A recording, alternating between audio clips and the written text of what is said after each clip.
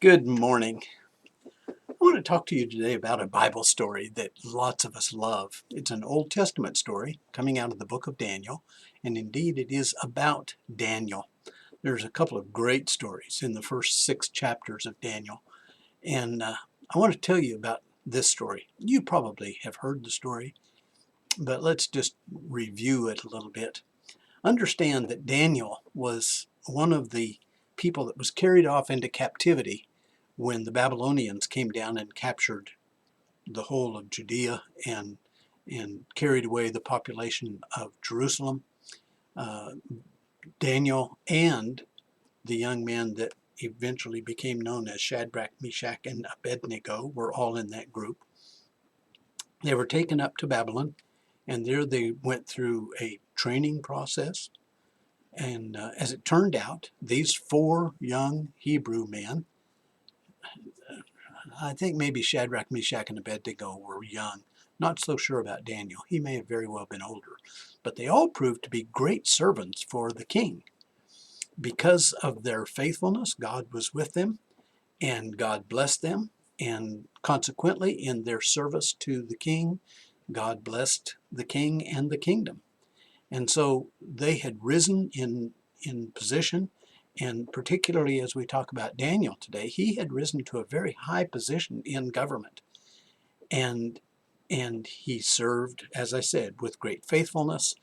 And so it seems as though all is good. And he was a very good servant, but there was one thing that Daniel did that just made others angry. They could not get past the fact that Daniel did this one thing that bothered them so badly. They were trying to find a reason to destroy Daniel, to undermine his authority. And yet, as they talked among themselves, we read about, let me just read you this, in the 6th chapter of Daniel, starting in verse 4. Then the commissioners and the satraps began trying to find a ground of accusation against Daniel in regard to government affairs, but they could find no ground of accusation or evidence of corruption, inasmuch as he was faithful, and no negligence or corruption was to be found in him. Then these men said, "We will not find any ground of accusation against this Daniel, unless we find it against him with regard to the law of his God." Okay, we get back to what Daniel did that bothered them so greatly. Daniel didn't bother anyone. He didn't harm anyone. There was no corruption in him. He seemed to be absolutely an upstanding resident of that area.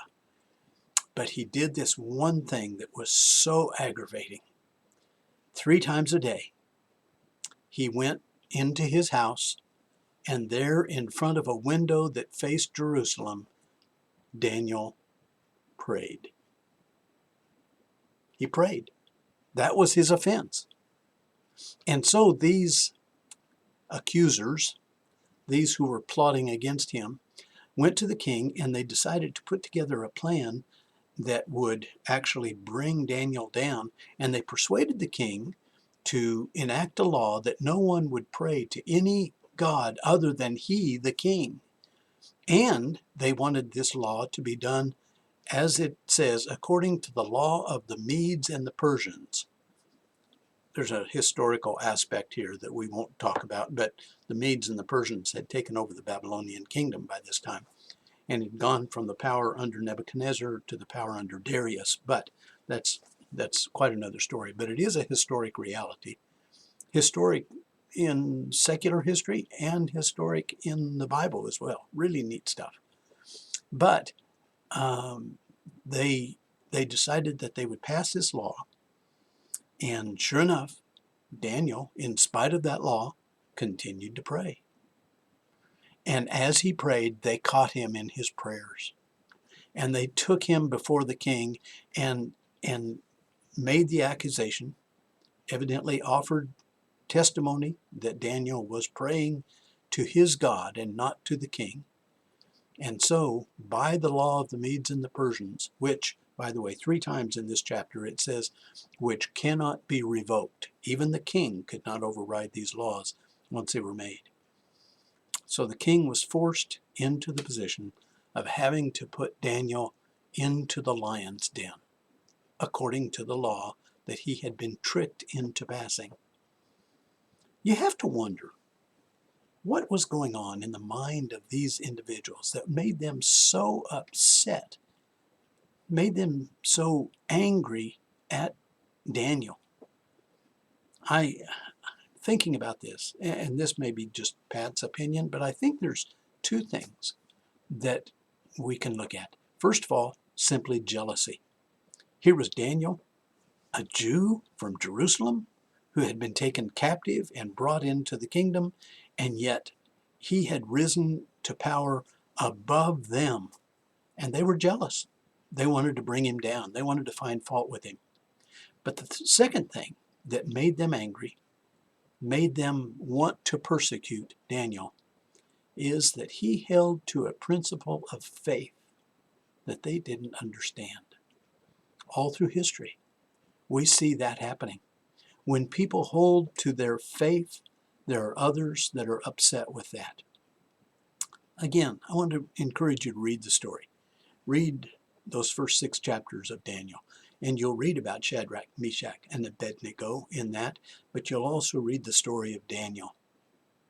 You see, they lived under a terrible situation, but in spite of their terrible situation, they succeeded, even when everything in their society seemed to be going against them. And as they succeeded, there were those that were jealous. And as they succeeded, there were those who didn't understand their faith. So, in spite of their high position and the respect that they had gained from other people, there were those accusers who wanted to persecute them, and thus they did. They were persecuted. They were subjected to cruelty and to suffering that was brought about simply because of the ignorance of others. But, and here's perhaps the lesson, they stayed the course. They were faithful to God in spite of all the things coming against them. They knew that even in the midst of what they were enduring, God was still the one in charge. Some of you today are feeling like the future is bleak. Some of you have lost some of your hope, and some are wondering really where we go from here. But let me remind you that our God is the same God to whom Daniel and Shadrach, Meshach, and Abednego appealed. Same God, same powerful God. And this mighty God that they worshiped is the God that we worship. As their deliverance through these situations. Now they had to suffer. They went through terrible times. But as they were delivered through their difficulties, it brought glory to God. I want to remind you also that maybe what we go through will also bring glory to God. And maybe we can't bring as much glory to God until we have been put in difficult circumstances. So, we don't know what tomorrow brings, but we know who brings tomorrow. I want to say to all of you who are listening, hang in there, Christians. We may be in for a bumpy ride, but we know where we're going. Have a great day. Bye.